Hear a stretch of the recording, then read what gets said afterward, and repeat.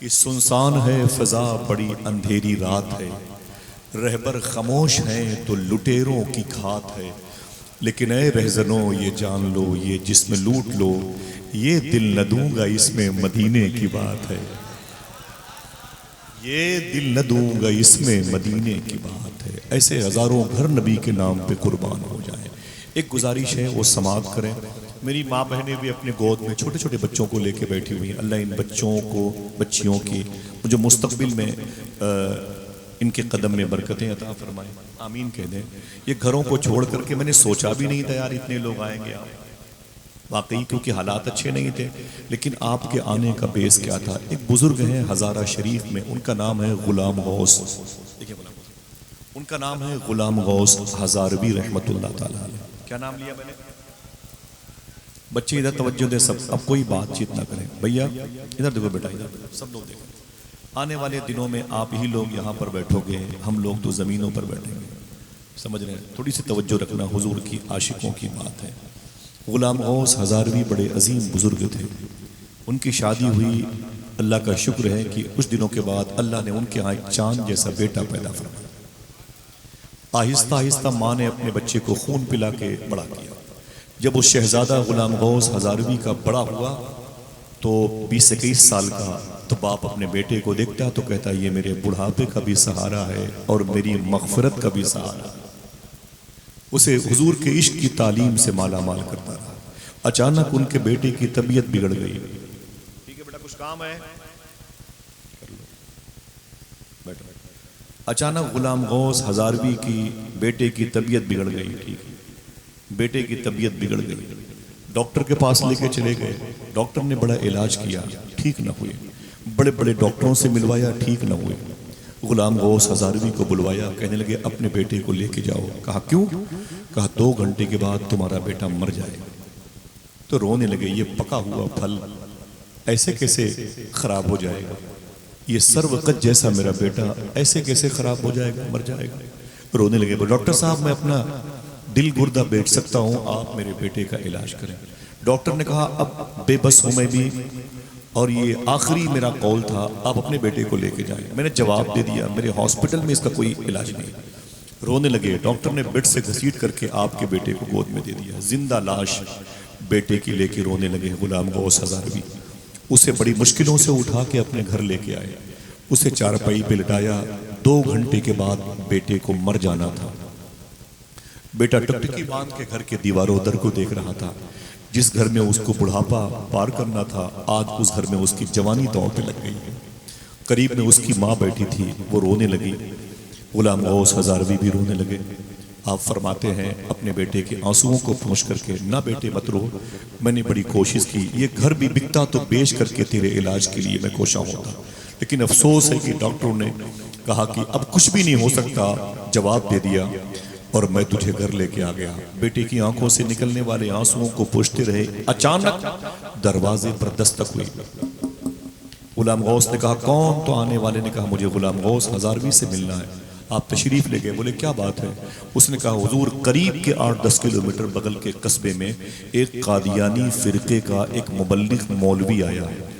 ये कादियान पंजाब में, हिंदुस्तान में, जहाँ मिर्ज़ा ग़ुलाम अहमद कादियानी पैदा हुआ था, जिसने ऐलान किया था कि आमिना के लाल रसूलों के सरदार आखिरी नबी नहीं हैं, हुजूर के बाद भी कोई नबी आ सकता है। अस्तग़फिरुल्लाह मआज़ल्लाह। आपका अकीदा क्या है? हाथ उठा के बोलें ताजदारे ख़त्म नबूवत। ऊंची आवाज में बोले, बोले ताजदारे ख़त्म नबूवत। बच्चों का भी अकीदा ये होना चाहिए हुजूर आखिरी नबी है। इसमें कोई कंप्रोमाइज नहीं भाई, इसमें कोई मसलहत से काम नहीं। बच्चियां हमारी यतीम क्यों ना हो जाए, इसमें कोई समझौता नहीं। हमारी बीवी बेवाही क्यों ना हो जाए, इसमें कोई समझौता नहीं। हाथों को उठा के बोले ताजदारे ख़त्म नबूवत, हुजूर आखिरी नबी है, आखिरी नबी। अकीदा रखें। वो मौलवी इसका कायल नहीं था, गुलाम कादियानी का फॉलोअर था। उसने कहा अय गुलाम गौस, उस कस्बे के लोगों के अकीदे खराब हो रहे हैं, आप चलें वरना बस्ती की बस्ती उजड़ जाएगी, कादियानी हो जाएगी। गुलाम गौस की आंख में आंसू आ गए। कभी बेटे को देखते, कभी उस इलाके की खराब फिजा को देखते। रोते हुए अपनी बीवी के पास आए। बोले मेरे मुनाजरे की किताबें जिस झोले में है, जिस बैग में है, वो उठा के दो। बीवी ने उठा के जैसे दिया कंधे पे रखा और अपनी बीवी से बोलने लगे, दिल कहे तो सुभान अल्लाह कहना। बोले ऐ मेरी बीवी, मैं जा रहा हूं, नबी का दीन मुझे आवाज दे रहा है। बेटे ने अपने बाप का ये दामन पकड़ लिया। बोले अब्बू ना ना ना मत जाएं, मैं खुद दुनिया से जा रहा हूं। 1-1.5 घंटे तक और क़याम कर लें, मौत का फरिश्ता आया चाहता और मुझे जाने दे, मैं खुद चला जाऊंगा, मुझे छोड़ करके कहीं मत जाए, मुझे दफन करने के बाद जाना, अभी कहीं मत जाएं मेरे बाप, कहीं मत जाएं। गुलाम गौस ने कहा क्यों? तो बेटे ने कहा मैं आपका बेटा हूं और इंतकाल की सूरत में हूं, मरने वाला हूं, मुझे आप तदफीन से पहले कहीं मत जाएं छोड़ करके, अगर दिल कहे तो बोलना। गुलाम गौस ने अपने बेटे से क्या कहा, ऐ मेरे बेटे, तुझ जैसी हजारों औलादें नबी के नाम पे कुर्बान हो जाए। आप समझ रहे हैं मैं क्या कह रहा हूं? कोई एविल, कोई कंपोज, कोई नशे की दवा, कोई मूसा का गुल मैंने नहीं किया।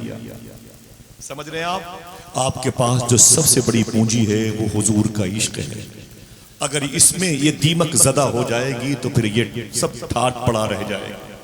जब लाद चलेगा बन जाए। सबसे अजीम नेमत हमारे पास इश्क रसूल है। क्या है? ऊंचे बोले क्या है? इश्क रसूल सबसे अजीम नेमत है। गुलाम गौस ने कहा ऐ मेरे बेटे मैं जा रहा हूं, तवज्जो रखना भाई। गुलाम गौस ने कहा ऐ मेरे बेटे मैं जा रहा हूं, मुझे माफ करना।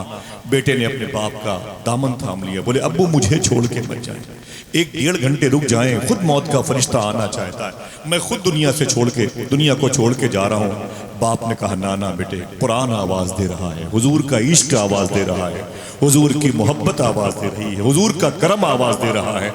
मालूम है क्या कहा बेटे ने रोते हुए? अब्बू वाकई आप मुझे छोड़ के चले जाएंगे? चले जाएंगे। तो बेटे से बाप ने कहा, गुलाम गौस ने, बेटे अगर तकलीफ ना हो तो एक मेरा काम करना। तो बच्चे ने कहा क्या? तवज्जो है? बच्चे ने कहा क्या काम है? तो बाप ने कहा कि बेटे जब तेरी रूह निकली, तेरा इंतकाल हो, तू कब्र में जाना, अगर हुजूर आए तो फिर हुजूर को मेरा सलाम बोल देगा, हुजूर की बारगाह में मेरा सलाम नियाज पेश करना, कहना हुजूर मेरे बाप ने आपको सलाम बोला। गुलाम गौस हजारवी कहते हैं ये कह के मैं निकल पड़ा और जैसे निकला आगे गया दौड़ करके बस स्टॉप, बस पर बैठ गया।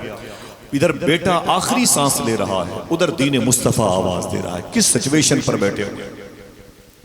आपने घरों को छोड़ा, क्यों? एक घर क्या है, हजारों घर नबी के नाम पे कुर्बान हो जाए। गुलाम गौस हजारवी कहते हैं कि मैं निकला, मैं बस पर बैठा हुआ था, अचानक मेरे बेटे की मौत की खबर आई। एक आदमी दौड़ता हुआ आया, उसने कहा बाबा। मैंने कहा क्या हुआ? बोले बेटा मर गया। मैंने शीशा खोल के कहा बेटा मर गया? बोले उतर आए, बस से उतर आए, कम से कम उसकी नमाज जनाजा तो पढ़ा दे। आप फरमाते मैं रोने लगा। मैंने कहा नमाज जनाजा पढ़ना पढ़ाना ये फर्ज किफाया है और हुजूर का इश्क ये फर्ज आइन है। ये पॉइंट में हुजूर की मोहब्बत ये ज्यादा है।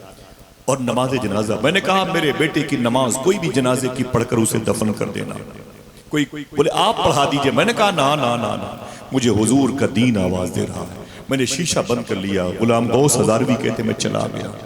जब मैं चला गया तो 3 दिन तक मुझसे उस मुबल्लिग से मुनाजरा होता रहा। आखिर मैंने उसे शिकस्त फाश दी, वो हार गया। जब वो हार गया तो फिर मैं कामयाबी के साथ मुझे घर आना चाहा, लेकिन जैसे मैं घर के करीब पहुंचा मेरे पैर उठते नहीं थे, क्योंकि कैसे वो घर देखूंगा जो अब तक बेटे के साथ देखा है, अब बगैर बेटे के देखूंगा। कहते जैसे मैंने दरवाजा खोला, मैंने देखा कि मेरी बीवी के सर से दुपट्टे उतरे हुए थे, बाल बिखरे हुए थे, उसकी आंखें खून आलूद थी और उसके दामन पर आंसुओं के निशान थे। मेरा घर उजड़ गया था और 3 दिन पहले मेरा बेटा मर गया था।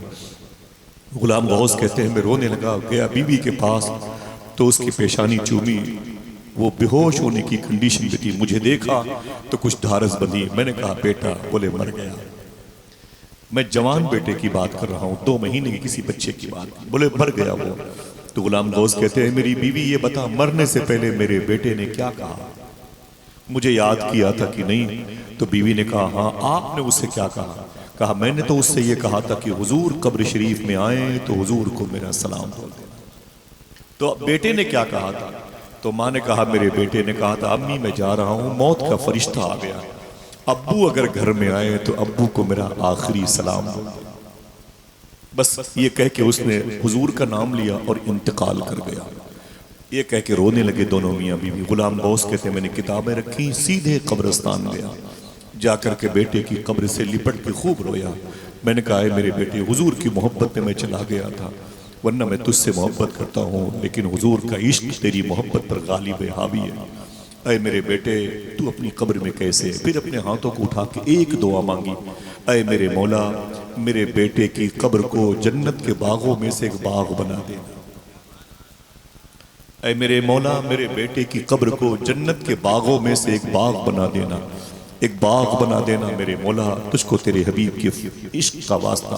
कहते दुआ मांगता रहा, रोता रहा। फिर वापस अपने घर में आया तो इशा की नमाज पढ़ी, और जब नमाज पढ़ के मैं सोया तो मैंने ख्वाब में क्या देखा? अगर दिल कहे तो सुभान अल्लाह कहना। मेरा बेटा जन्नती लिबास पहनकर मेरे ख्वाब में आया,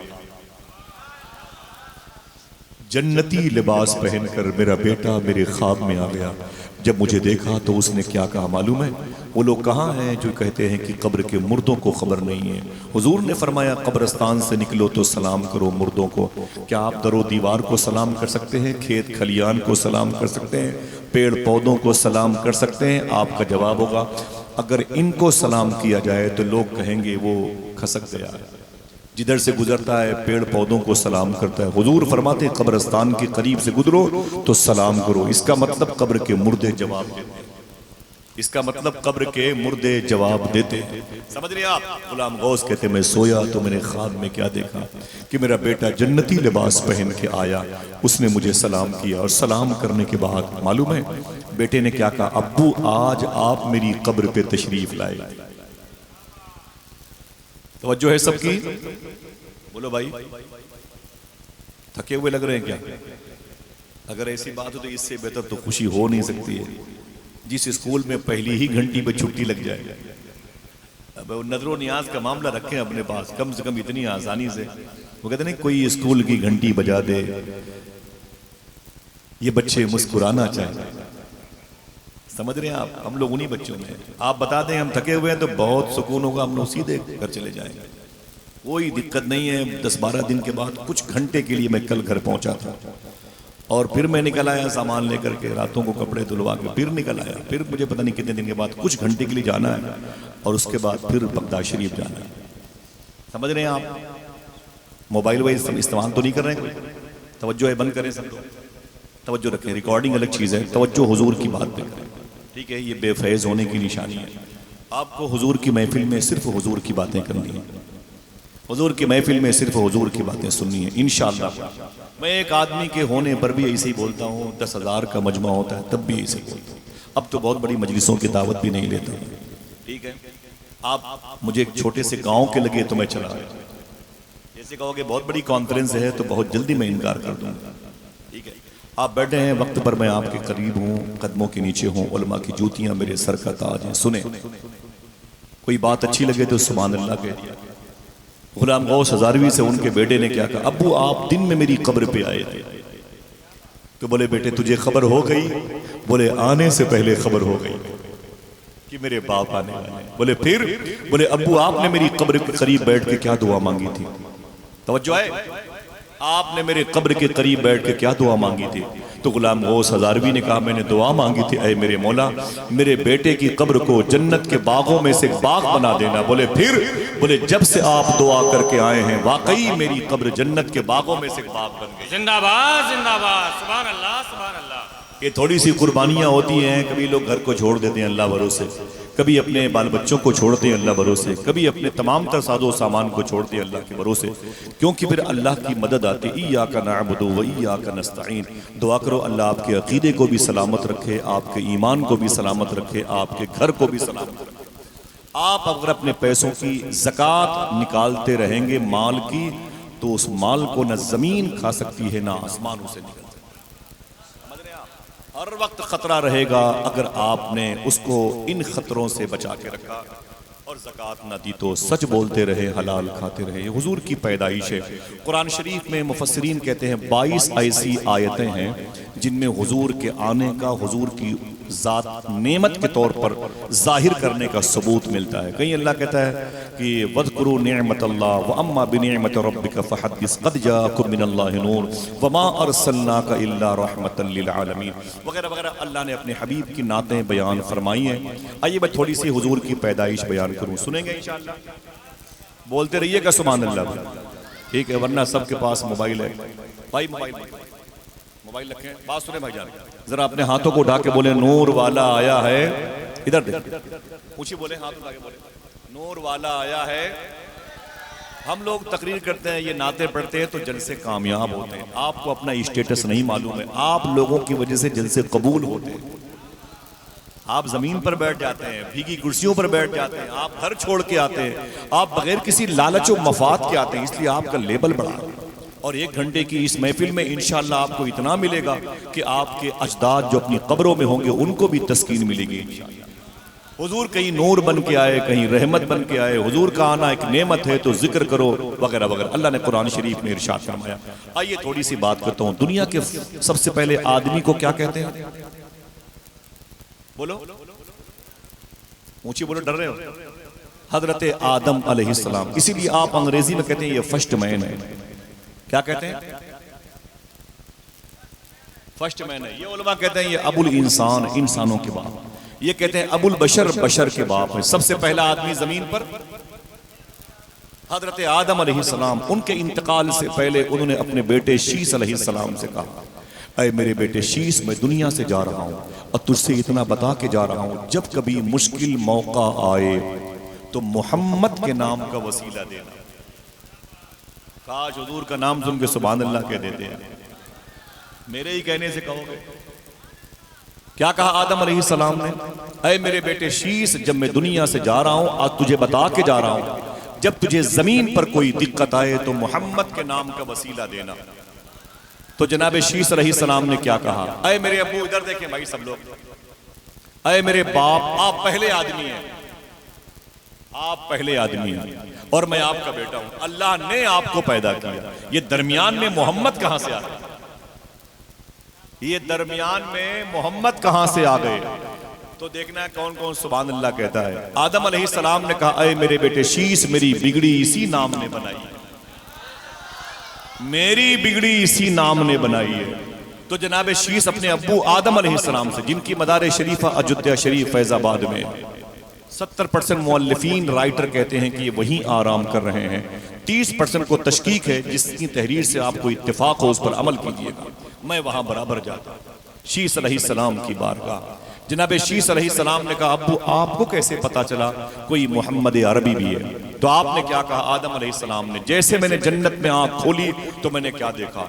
दरख्त की हर पत्ती पर जहां जहां अल्लाह लिखा था वहीं वहीं मोहम्मद लिखा था। बस मैं समझ गया, अल्लाह वो जिसने कायनात बनाई, मोहम्मद वो जिसकी वजह से कायनात बनाई गई है। इसीलिए उलमा कहते हैं हुजूर को वजह तख्लीक कायनात, इसीलिए कहते हैं हुजूर को मकसूद कायनात। आप अंग्रेजी पढ़े लिखे, आप कहते हैं कि हुजूर कायनात की डिलीवरी का सबब है। और इसी को आसान लहजे में रिक्शा चलाने वाला कहता है, मोहम्मद न होते तो कुछ भी न होता। मोहम्मद न होते तो, जरा हाथों को उठा के बोले, मोहम्मद न होते तो कुछ भी न होता। जनाब शीस अलैहिस्सलाम से फिर क्या कहा आदम ने? आप क्या कहते हैं? 2 दिन के बाद वो संसद जी आने वाले, 2 बजे दोपहर में वो सफाई कर्मचारी आ गए। आने वाली जो तारीख थी, सुबह सुबह पता चला कि पुलिस वाले आ गए और 10 बजे एसडीएम साहब आ। क्यों? बोले संसद जी आने वाले। और 11 बजे डीएम साहब आ गए, 12 बजे विधायक जी आ गए वगैरह, भीड़ लग गई भाई। क्यों? बोले 2 बजे संसद जी आने वाली। यही कहा आदम अलैहिस्सलाम ने अपने बेटे शीस अलैहिस्सलाम से, अय मेरे बेटे शीस, सुन सुन, मैं और मेरे बाद तू, तेरे बाद तेरी औलादें, बड़े बड़े नबी, यूशा बिन नून अलैहिस्सलाम, जुल्किफ्ल अलैहिस्सलाम, स्वालेह अलैहिस्सलाम, और हूद अलैहिस्सलाम, जुल्किफल अलैहिस्सलाम, जनाब ईसा रूहुल्लाह, जनाब मूसा कलीमुल्लाह, जनाब याकूब, जनाब यूसुफ, सुलेमान, इन सारे नबियों के आने का मकसद यही होगा। ये अपनी अपनी उम्मत से कहेंगे, ऐ मेरी उम्मत, जमीन के बिछौने को साफ कर दो, रसूलों के सरदार आने वाले, जिंदाबाद, हवाओं को पाक कर दो, आमीना का लाल आने वाला। जिंदाबाद। इनके आने का मकसद एनाउंसर, संचालक, नाजिम बनकर आएंगे और बाद में मक्के में रबीउल अव्वल के दिन मालिको निगरा बन के आमीना का लाल आने वाला। जिंदाबाद, जिंदाबाद। जरा बोले अपने हाथों को डाके, नूर वाला आया है, नूर लेकर आया है, नूर वाला आया है, नूर लेकर आया है। कलंदर, क्या अच्छा पहचाना भी, माशाअल्लाह। जिंदाबाद। मैं भी असल में इसी डिपार्टमेंट कलंदर, ये सब रिकॉर्डिंग हो रही है, मासूम भाई को काट देने। खैर कोई बात नहीं, सुने अभी फिर आएंगे कुछ दिन के बाद, 2-3 लोगों को लेके जाएंगे।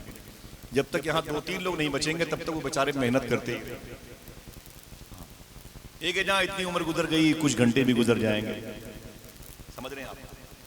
1 घंटे के लिए कहीं आना बहुत मुश्किल काम है, समझ रहे हैं। यहाँ से एयरपोर्ट जाना है, वहाँ से बम्बई फ्लाइट है, और बम्बई जाके फिर 3:30 बजे एयरपोर्ट आना है, वहाँ से कलकत्ते की फ्लाइट है।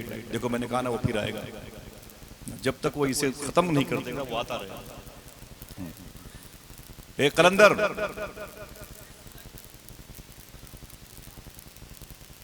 ऐसा करो, यहां से ज्यादा जरूरी काम उसी के पास, सब लोग जाओ उसी के पास, ठीक है। नहीं, सब बैठे रहे, अफरा तफरी का मामला न रहे, वो अपना काम कर रहे हैं, उनको न देखें, बस जो बातें हो रही हैं आप उन बातों को समाप्त करें। खवातीन बिल्कुल बैठ जाएं। बम्बई जाना है, बम्बई से मुझे कलकत्ता जाना है, कलकत्ते से मुझे बायर रायपुर जाना है, और रायपुर का प्रोग्राम करके बायर इलाहाबाद वापस, अयोध्या वापस आना है फ्लाइट से। सारे भाई कुत्तों के तरीके से भागता रहता हूँ। कोई काम हो तो खामोशी से कर लो यार, तुम तो अपने कद से बड़ी लाठी लिए घूम रहे हो। ऐसे जलसे कहीं होते हैं, बड़े बड़े मुश्किलात भी आते हैं तो खामोशी से दूर अंदेश लोग उसको हल कर लिया कर। हम क्या यहाँ पर उमर शरीफ के ड्रामे सुनाने आए हैं? हाँ बताएं आप, क्या अपने बच्चों पर हम लोड थे? हमारे घर पे हमारी इज्जत नहीं थी, कोई खान पान नहीं मिल रहा था, हम चले आए यहाँ 2 रोटी खाने के लिए? मुझे बताओ भाई, मैं तो माँ के पेट में था ना, तो सूफी सुल्तान ने फरमाते हैं, जब तुम अपनी माँ के पेट में थे ना, तो अल्लाह तुम्हारी माँ को देता था माँ के हिसाब से, लेकिन तुम्हें देता था, माँ खाती थी अपने हिसाब से, और अल्लाह तुझे देता था तेरे हिसाब से। वहां तो मुझे भूखा रखा नहीं, इतनी बड़ी कायनात में कैसे भूखा रखेगा? लेकिन बैठ जाओ भाई, खामोशी से बैठ जाओ, समझे ना? मुझे बताइए कि मैं चला जाऊंगा, ठीक है, 100 किलोमीटर दूर तक तो कभी नहीं आऊंगा, इसको लिख लो आप। वैसे भी मैं बहुत कम आता हूँ जलसों की तारीख, सुन ले गौर से, अल्लाह के रसूल की बात। अब अगर कलंदर इधर दिखाई दे तो यहाँ एक आस्थाना बनेगा। सुने आप, जरा हाथों को डाके बोले, नूर वाला आया है, नूर वाला आया है। सरकार का जिक्र है, थोड़ा सा सुन ले भाई, डिस्टर्ब ना करें, ये नफ्स और शर की वजह से होता है। कोई बहुत जरूरी काम है तो एक आदमी को खामोशी से बुला के उसको हल करवा ले। ऐसा क्या मतलब जैसे कारगिल पर अटैक कर दिया किसी पड़ोसी मुल्क, सबकी तवज्जो हट जाती है, बातें बेकार सी लगती हैं। सुने आप, अल्लाह के रसूल सल्लल्लाहु अलैहि वसल्लम की आमद का मामला, हुजूर जमीन पे तशरीफ लाए, हुजूर जमीन पे तशरीफ लाए, आका करीम सल्लल्लाहु अलैहि वसल्लम के आने का मामला। जनाब आदम अलैहिस्सलाम ने कहा, सारे नबी जो आएंगे उनका काम यही होगा कि अपनी उम्मत से कहेंगे, हवाओं को पाक करो, रसूलों के सरदार आने वाला, जमीन की तनाबे सही कर दो, नबियों का सरदार आने वाला। आहिस्ता आहिस्ता अल्लाह के रसूल सल्लल्लाहु अलैहि वसल्लम के अब्बू का नाम था हजरत अब्दुल्ला। क्या नाम था? अब्दुल्ला। ऊंचे बोले, हाथ उठा के बोले, हुजूर के अब्बू का नाम हजरत अब्दुल्ला था। उनके अब्बू का नाम अब्दुल मुत्तलिब था। उनके अब्बू का नाम जनाब हाशिम था। हाशिम बेटे थे जनाब अब्द मुनाफ के, अब्द मुनाफ बेटे थे जनाब कुसई के, और कुसई बेटे थे किलाब के, वो बेटे थे मुर्रा के, वो बेटे थे लुई के, और वो बेटे थे फहर के। फहर ही को कुरैश का टाइटल दिया गया, इसीलिए हुजूर को कुरैशी कहा जाता है। समझ रहे हैं? फहर का टाइटल था हुजूर के परदादा के परदादा के दादा जनाबे फहर, और फिर बाद में इनके सगे परपोते का नाम था कुसई। कुसई की शादी मक्के में हुई और उनसे एक बेटा पैदा हुआ जिसको अब्द मुनाफ कहा जाता है। अब्द मुनाफ की शादी जिस लड़की से हुई उसका नाम था आतिका। इन दोनों मियाँ बीवी के मिलने से उनके घर में चांद जैसा बेटा पैदा हुआ जिसका नाम रखा गया हजरत हाशिम। इसीलिए हुजूर को हाशिमी कहा जाता है। जनाब हाशिम मक्के शरीफ में बड़े हुए तो बिजनेस के लिए बसरा जा रहे थे। ये कुवैत के बॉर्डर पर है, बगदाद शरीफ से 600 किलोमीटर के फासले पर है और बड़े बड़े टॉप क्लास के सहाबे किराम की मज़ारात है वहां पर। अभी नाम लूंगा तो वहीं रह जाऊंगा, आपको मदीने ले चलना है। समझ रहे हैं आप? मैं कई मरतबे गया हूं बसरा, बसरा की जमीन बड़ी प्यारी है। तो हुजूर के सगे परदादा हजरत हाशिम बिजनेस करने के लिए मक्के से निकले और जैसे मदीना शरीफ होके निकलने वाले थे, पड़ाव डाला आपने मदीने में। वहां के कुछ बुजुर्ग आ गए, आपको देखा, बोले आप कौन हैं? आपने फरमाया आप मुझे नहीं जानते हो, मैं अब्द मुनाफ का बेटा हूं, काबे की चाबी मेरे ही खानदान में, और मैं काबे का मुतवल्ली मुस्तकबिल में, काबे का मैं मुजावर हूँ, ज़व्वारे काबा की खिदमत करने वाला। उन लोगों ने आपकी पेशानी पे नूरे मोहम्मदी देखा। बोले आपकी शादी हुई? फरमाया नहीं। कहा मेरी बेटी से कर लो। कहा उसका नाम क्या है? उसका नाम था हजरत सलमा। ये हुजूर की सगी परदादी है, इनसे रिश्ता हुआ हुजूर के सगे परदादा हजरत हाशिम का। जब ये दोनों मियाँ बीवी मदीने शरीफ में इकट्ठा हुए तो इनके इकट्ठा होने पर इनके घर में चांद जैसा बेटा मदीने शरीफ में पैदा हुआ, जिसको दुनिया हजरत अब्दुल मुत्तलिब के नाम से जानती है। वो फेहर थे जिनका टाइटल कुरैश था, वो हाशिम अब्द मुनाफ के बेटे जिनसे हुजूर को हाशिमी कहा जाता है। ये अब्दुल मुत्तलिब जिनसे हुजूर को क्या कहा जाता है? ए कुरैशी लक़बी हाशिमी ओ मुत्तलिब। सुने आप, हुजूर के अजदाद के मुबारक नाम है। हाशिम की मदार शरीफा गजा मुल्क शाम में एक शहर है, वहां पर मौजूद है। जनाब हाशिम की शादी हुई मक्के शरीफ में, लड़की का नाम था सलमा। उनसे एक बेटा पैदा हुआ, 9 साल तक वो बेटा मदीने शरीफ में था, उसका नाम था अब्दुल मुत्तलिब। 9 साल के बाद वो बेटा मक्के शरीफ गया। आहिस्ता आहिस्ता जब बड़ा हुआ तो उसकी शादी मक्के शरीफ में जिस लड़की से हुई, देखना उसका नाम सुन के कितने बच्चे सुभान अल्लाह कहते हैं, उसका नाम था हजरत फातिमा। बाप का नाम था जनाब उमर। हुजूर के सगे दादा अब्दुल मुत्तलिब की शादी अम्मी फातिमा बिनते उमर से हुई। जब ये दोनों मियाँ बीवी इत्तिसाल का शरफ पाते हैं, इकट्ठा होते हैं, तो इनके घर में चांद जैसा बेटा हुजूर के अब्बू हजरत अब्दुल्ला की सूरत में पैदा हुए, जिनको नूरे मुस्तफ़ा का असल सेंट्रल पॉइंट कहा जाता है। समझ रहे? अब हुजूर के अब्बू पैदा हो गए। जरा यही सोच करके सुभान अल्लाह कह दीजिए कि हुजूर के अब्बू की पैदाइश भी होगी।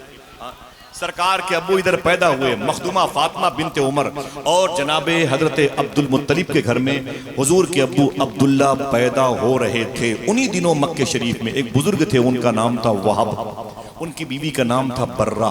ये कोई लोकल नाम नहीं है, सूफी साहब फरमाते हैं, और जिसकी दुआएं कबूल ना हो, इन दोनों नाम के वसीले से दुआ करे, अल्लाह उसकी दुआएं कबूल कर दे। मखदूमा बर्रा और जनाबे वहाब, ये दोनों बुजुर्ग थे मियाँ बीवी। जनाबे बर्रा बीवी का नाम था, वहाब उनके शौहर का नाम था।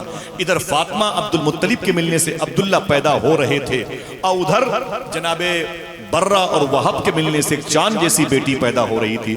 देखना कितने लोग सुभान अल्लाह कहते हैं, दुनिया उसी को बीबी आमीना के नाम से जानती है।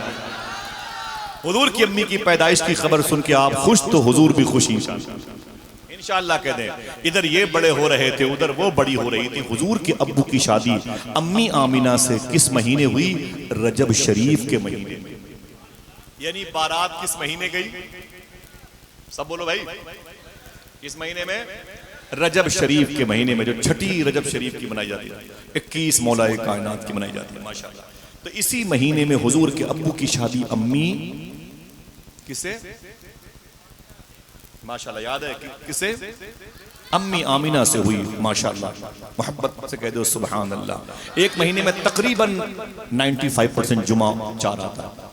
इसी मुबारक महीने में, रजब शरीफ के महीने में, एक जुमा की रात थी जब ये दोनों मियाँ बीवी एक बिस्तर पे लेटे हुए थे। इशारे की जबान समझे, पढ़े लिखे लोग बैठे हुए हैं, माँ बहनें बैठी हुई हैं, कोई बात ऐसी फूहड़ न कहलाए। ये दोनों मियाँ बीवी हुजूर के अब्बू और अम्मी आमीना एक बिस्तर पे जुमा के दिन रजब के महीने में आराम कर रहे थे।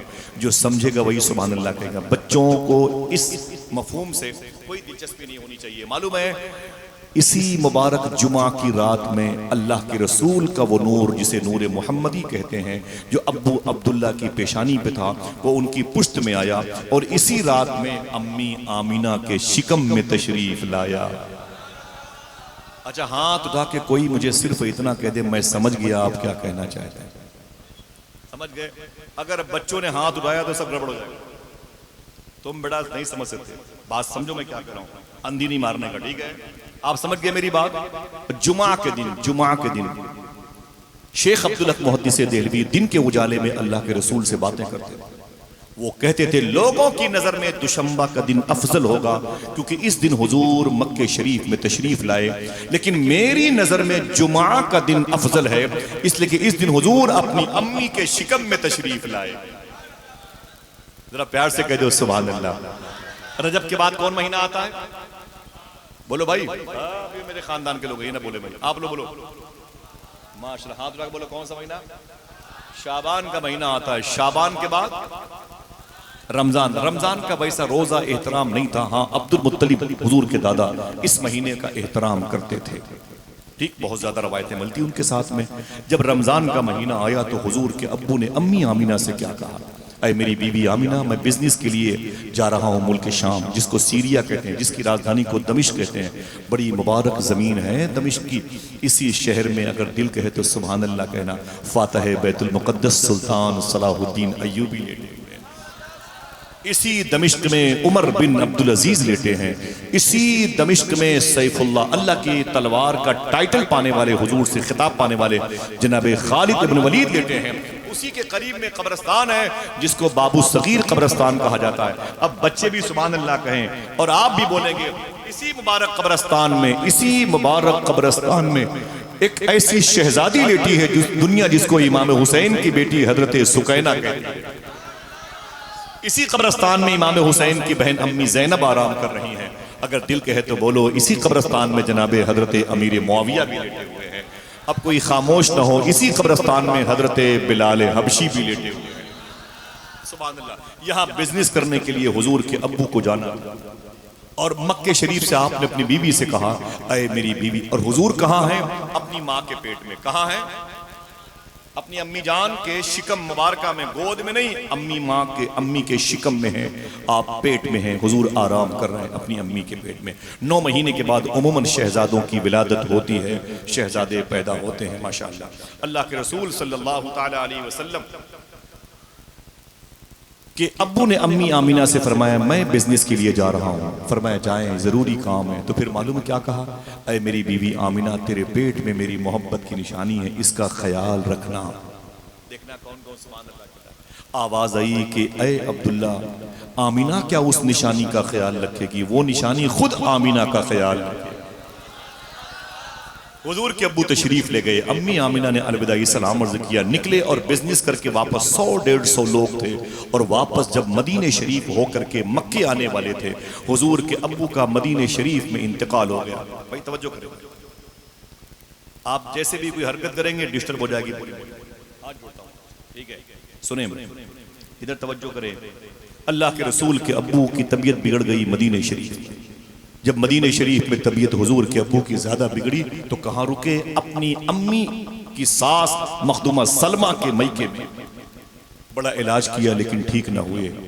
और मालूम है आपको, अभी हुजूर अपनी माँ के शिकम में है, पेट में 3-3.5 महीने के अंदर हुजूर है, अभी पैदा भी नहीं हुए। मेरी बहनों सुनना, हुजूर पैदा भी नहीं हुए और हुजूर के अब्बू का मदीने शरीफ में इंतकाल हो गया। भरी जवानी में हुजूर के अब्बू शादी से 3-3.5 महीने के बाद इंतकाल कर गए। 23-23.5 साल की उम्र में हुजूर की सगी माँ अम्मी आमिना बेवा हो गई।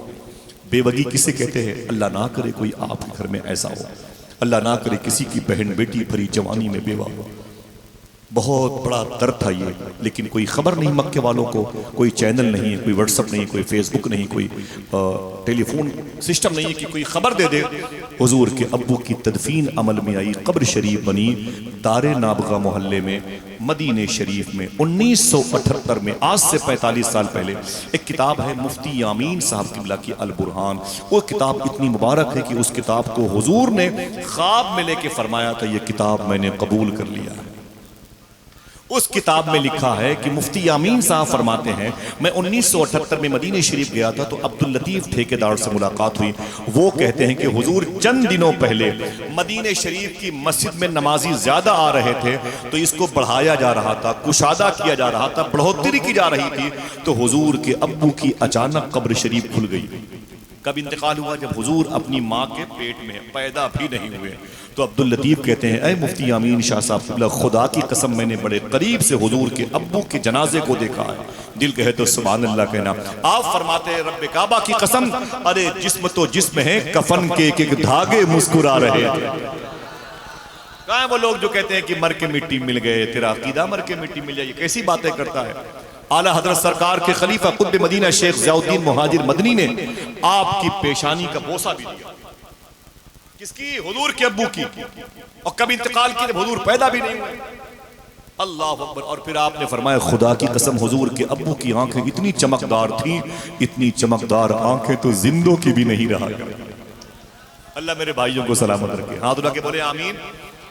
जो भी बरकतें हैं उसका सवाब खास फलस्तीनियों की रूह को नजर फरमाना। आमीन बोलो आमीन। इस कस्बे में कोई इंतकाल कर गया तो अल्लाह उसको भी इसका फैज अता फरमाए। ऊंची बोले। आका करीम सल्लल्लाहु अलैहि वसल्लम के अब्बू का इंतकाल हुआ। अम्मी आमिना भरी जवानी में बेवा हो गई। अल्लाह अकबर। अब जब ग्रुप उनकी तदफीन के बाद आया, देख रहे हैं कौन जा रहा है? ये पहाड़ है हिंदुस्तान, बादशाह है नातिया शायरी। मैंने कभी भी अपने दोस्तों को मिंबर शरीफ पे रोका नहीं। मैं चाहता हूँ कि आराम करें। और फिर वो बोले 10 मिनट बैठूंगा। मैंने कहा अभी इंशाल्लाह आएंगे। अंबर मुशाहिदी साहब, ये आपके भले इलाके के हैं, लेकिन पूरी दुनिया में इनका शोहरा है, पूरी दुनिया इनको जानती है। इनके नात के हवाले से, इनकी शाइस्तगी के हवाले से, इनकी संजीदगी के हवाले से, और इनके दिल में सैयदना शेख हुदूर गौस पाक की जो मोहब्बत है वो इनके लहजे से छन छन के बाहर। इतनी बड़ी जिंदगी मैंने गुजारी है, कभी कोई छल कपट नहीं देखी, कभी हल्कापन नहीं देखा, कभी कोई बाजारी लहजा नहीं देखा। अल्लाह सलामत रखे मेरे इस भाई को। आने वाले हैं इंशाल्लाह, नाच सुन के जाएंगे ना इंशाल्लाह। दिल से बोलो इंशाल्लाह। अच्छा इतनी बड़ी महफिल है, कोई नारा तो लगाए भाई। उधर उधर मुकरे। माशाअल्लाह माशाअल्लाह सुभान। प्रधान जी बहुत बहुत शुक्रिया आपका, आपने बड़ी मेहनत की और इस मुबारक मजलिस को सजाया। उन्होंने मुशाहिद साहब के दोस्त बैठे हुए हैं सब, माशाअल्लाह। अल्लाह सलामत रखे, अल्लाह सलामत रखे माशाअल्लाह।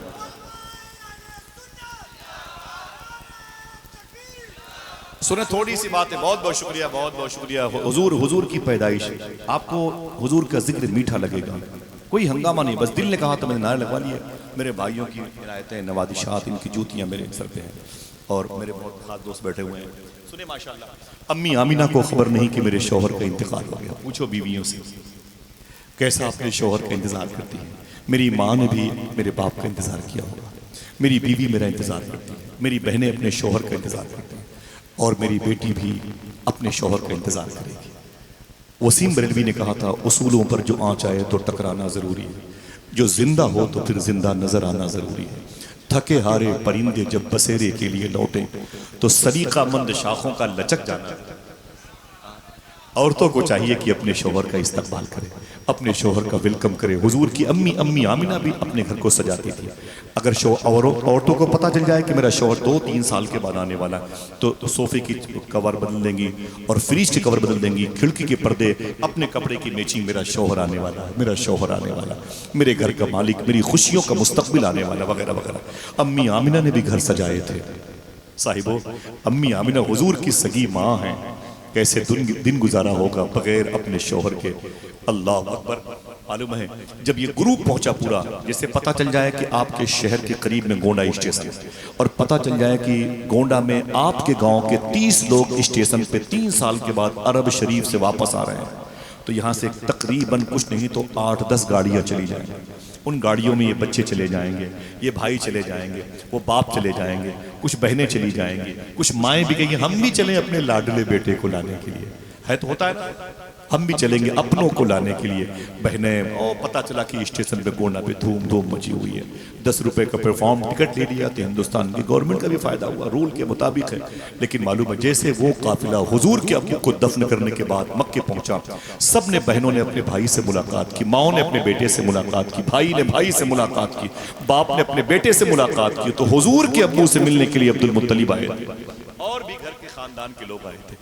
और जनाब अब्दुल मुत्तलिब ने कहा, ओ काफिले वालों, सब ने सबसे मुलाकात कर ली, मेरा बेटा अब्दुल्ला कहाँ? इतना कहना था तो काफिले वाले रोने लगे, बोले हुजूर माफी चाहता हूँ, भूल जाएं अपने बेटे अब्दुल्ला को। कहा क्यों? कहा उसका मदीने शरीफ में इंतकाल हो गया। मामूली बात है। कलीम दानिश कानपुरी ने कहा था, कोई इस दर्द को एक बाप से बेहतर न समझेगा, जवां बेटा गुजर जाए तो कांधा टूट जाता है। हाँ, हुजूर के दादा जमीन पर गिर पड़े, चीखने लगे, तड़पने लगे, क्या हुआ मेरे बेटे को, क्या हुआ, इलाज नहीं हुआ? ना बड़ी मेहनत की है खानदानी बनु नज्जार के लोगों ने, लेकिन मरज बढ़ता गया। जो दवा की तारे नाबगा मोहल्ले में इंतकाल हुआ, तदफीन अमल में आई है। बहुत रोए, घर के लोगों ने अपने उठाया दादा को हुजूर के और लेके बोले आप घर चलें, डिस्टर्ब न हो। पूरे मक्के में कोहराम मच गया। वो चांद जैसा बेटा, आमीना का शौहर, अब्दुल मुत्तलिब का लाडला, वो इंतकाल कर गया भरी जवानी में मदीने शरीफ में। लोग रोए, मदीने के मक्के के दरो दीवार रोए, पहाड़ियां रोई। जैसे अब्दुल मुत्तलिब अपने घर को जा रहे थे रोते हुए, फरमाया मुझे मेरे घर मत ले चलो, मुझे सबसे पहले मेरी बहू बेटी आमीना के पास। जैसे अम्मी आमीना के दरवाजे पर आई, अम्मी आमीना फरमाती है मैं ये सोच करके दरवाजे पर आ गई शायद मेरे शौहर आ गए। ये उन्हीं की कदम की आवाज है, शायद मेरे शौहर की आमद हो गई। अम्मी आमिना फरमाती जैसे मैं दरवाजे पर आई ना तो मेरे ससुर अब्दुल मुत्तलिब रो रहे थे। मैंने कहा रोते क्यों है, मेरे शौहर के आने की खुशी हो रही, आप रोते हैं? तो अब्दुल मुत्तलिब ने कहा बेटी तोड़ दे चूड़ियां। क्या मतलब? हमारे यहाँ की जो फिजा रस्म है। कहा क्या मतलब? कहा तेरा शौहर अब्दुल्ला दुनिया से चला गया, इंतकाल कर गया। खुदा की कसम मेरी बहन सुन, अम्मी आमिना फरमाती मैं जमीन पर गिर पड़ी, मेरे पास किताब रखी है। आप फरमाती जब मुझे होश आया तो मैंने एक मरसिया लिखा था। नहीं भाई, गुलाम गौस भाई बैठे इश्तियाक थे, ये जानते हैं शायरी किस दर्द कर्ब और फिराक और हिजर का नाम है। आप कहती है कि मैंने एक मरसिया लिखा था अपने शौहर की जुदाई में। सूफिया कहते हैं अगर उस मरसिए को कोई नर्म तबीयत का इंसान पढ़ दे तो उसके दिल के टुकड़े टुकड़े हो सकते। अल्लाह अकबर। आपको क्या पता, हमें क्या पता, हम तो तफरीह लेने के लिए, खेल कूद करने के लिए हुजूर की महफिल में आते। वमा अरसलनाका इल्ला रहमतल लिल आलमीन, अल्लाह ने अपने हबीब को सारे आलम के लिए रहमत बना के भेजा है। बोलो क्या बना के भेजा है? वो चाहे कोई हिंदू हो, चाहे कोई मुसलमान हो, चाहे कोई पेड़ हो, कोई पौधा हो, बकरियां हो, अल्लाह का रसूल सब के लिए रहमत बन करके आए। अल्लाह हुजूर की आमद के सदक़े में पूरे इलाके वालों पे करम फरमाए। हाथ उठा के आमीन कह दो।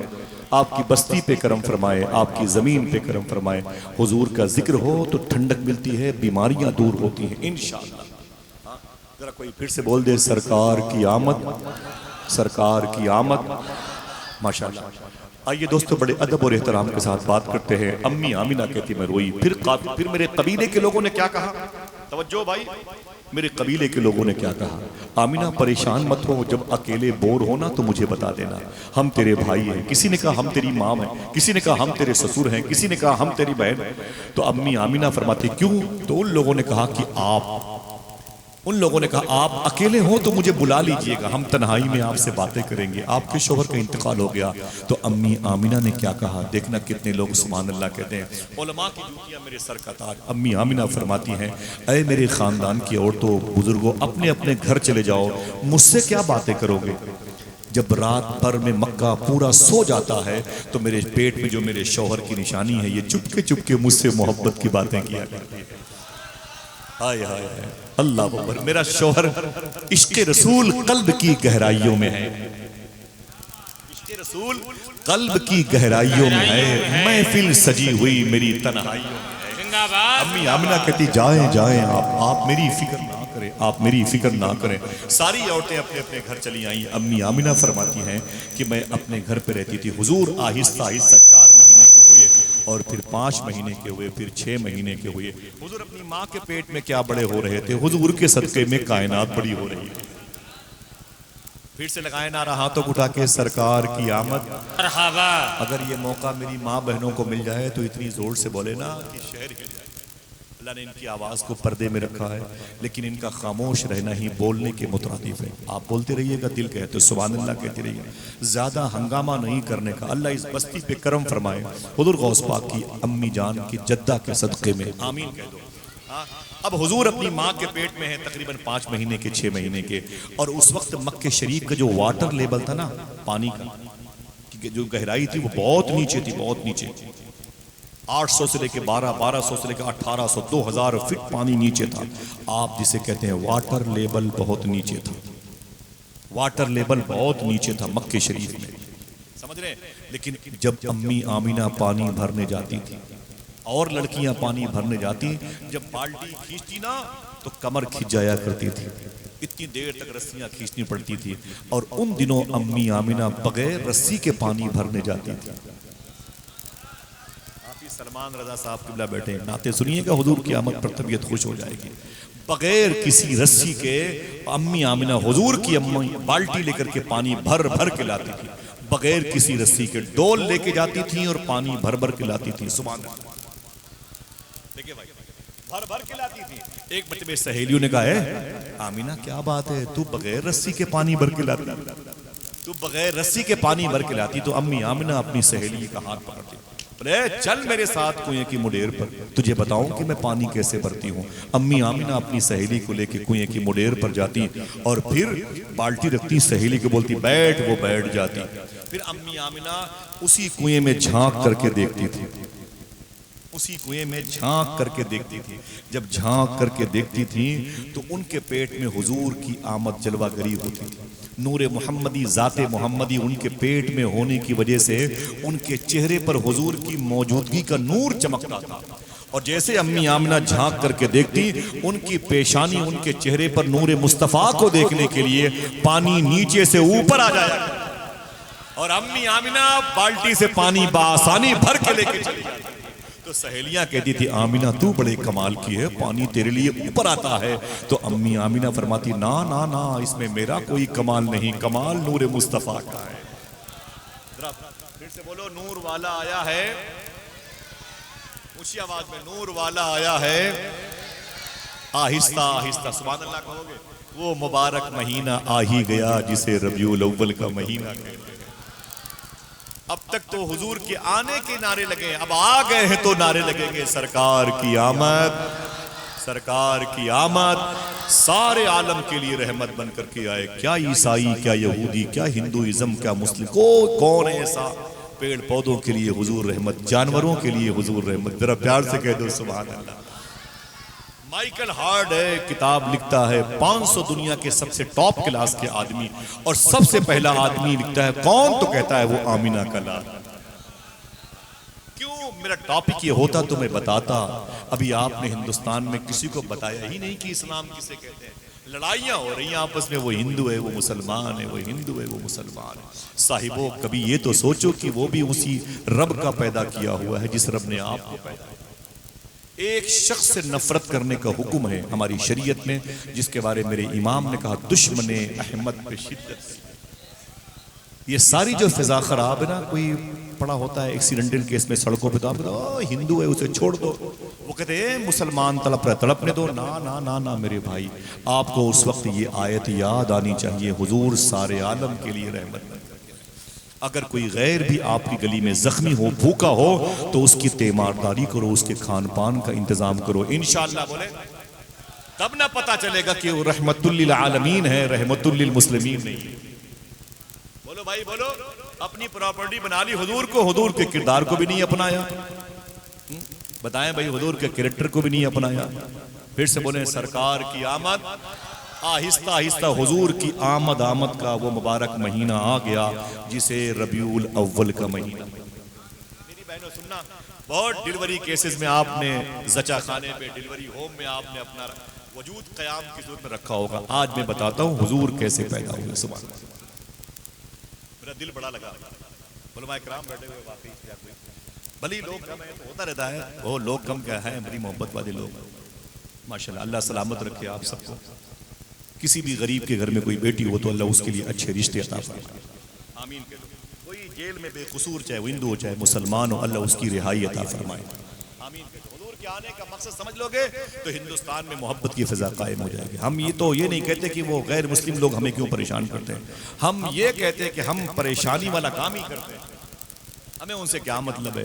नारा वो लगाएं कि मुसलमानों की दुकानों से सामान नहीं खरीदेंगे। हमारा इस्लाम कहता है वो चाहे हिंदू हो चाहे मुसलमान हो, कोई भी गरीब आदमी हो, हमें उसकी दुकान से सामान खरीदना। हाँ तो उठा के बोले इंशाअल्लाह। उसूल है इस्लाम का। हमारा इस्लाम जानवरों से मोहब्बत की बात करता है, कुत्तों से मोहब्बत की बात करता है, चूंटियों से मोहब्बत की बात करता है। हम नफरत के प्रस्तार नहीं है साईं, समझ रहे हैं? आप इस मैसेज को पूरी दुनिया में फैलाएं, पूरे मुल्क में फैलाएं, ताकि ये जो खलीज है, ये खाई है, ये पट जाए और पूरे मुल्क में मोहब्बत की फिजा कायम हो। दरअसल ये अंग्रेज़ों की वजह से, अंग्रेज जाने लगे तो फिर वो सोचे यहाँ कुछ निशानी छोड़ करके जाएं, तो उन्होंने नफरत छोड़ दी। आज इसी नफरत में लोग बीमार पड़ गए, इसी नफरत की वजह से कोई बीपी, कोई शुगर, कोई जो है वगैरह वगैरह शिकार है। लोग समझते हैं हम उनको डरा देंगे, हम कामयाब हो जाएंगे। ना ना ना ना, जब तक पूरे मुल्क में मोहब्बत की फिजा कायम नहीं होगी, कोई कामयाब नहीं हो सकता। वादा करो इंशाल्लाह मोहब्बत करेंगे। हाँ, सूफी सुल्तान में फरमाते हैं कि 199 घर हिंदू मजहब के हों, 199 घर हिंदू मजहब के हों और एक घर मुसलमान का हो। तो इस एक घर में अगर कोई मुसलमान लड़की या कोई लड़का या कोई बुजुर्ग कुरान शरीफ पढ़ता है या नात पढ़ता है, तो इसके अपने घर में नात पढ़ने की वजह से 199 घरों में हिंदू मजहब के अगर कोई बच्चा बीमार होता है तो अल्लाह उसे भी शिफा अता फरमा देता है, अल्लाह उसे भी ठीक कर देता है। हम नफरतों की बात नहीं करते। दुआ करो इंशाल्लाह। क्या लगाएंगे नारा? सरकार की आमद।